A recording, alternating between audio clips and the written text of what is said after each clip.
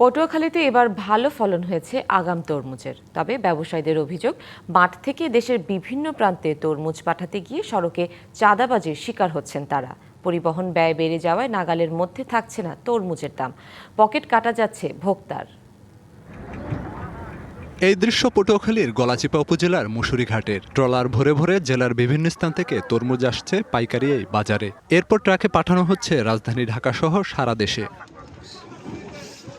তবে বাজারে পৌঁছানো পর্যন্ত নানা বিড়ম্বনার শিকার হতে হচ্ছে চালকদের। অভিযোগ, ঘাটে ঘাটে দিতে হয় চাঁদা। পৌরসভার কোনো দৃশ্যমান সুযোগ সুবিধা না থাকলেও মহাসড়কের কয়েকটি স্থানে পৌরটোল আদায় নিয়ে ক্ষুব্ধ চালক ও ব্যবসায়ীরা।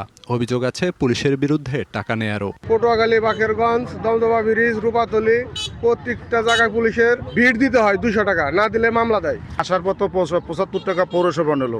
আমরা তো হাই রোড দিয়ে যাই আসি, ফেরিগেট আসি, আমরা তো পৌরসভার কোনো জিনিস ভোগ বলি কোনো ভোগ করি না। তা আমরা এই রাস্তাঘাটে ফাও চান্দা দিয়ে লাভ কি?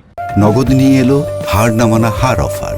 সর্বনিম্ন 10,000 টাকা রেমিটেন্স নগদে পাঠালে থাকছে স্বর্ণের হার জেতার সুযোগ।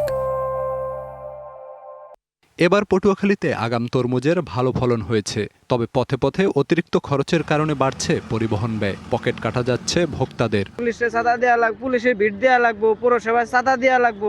এত জায়গা দিয়ে আমরা কিভাবে খরচটা বাইরে যাই, যার কারণে এই যে কোনো পণ্য কিনতে গেলে দাম বৃদ্ধি কেনা লাগে সব পাবলিকের।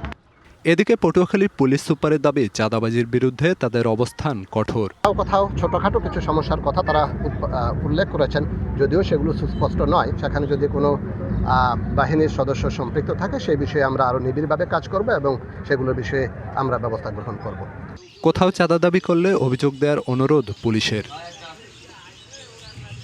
DBC news desk.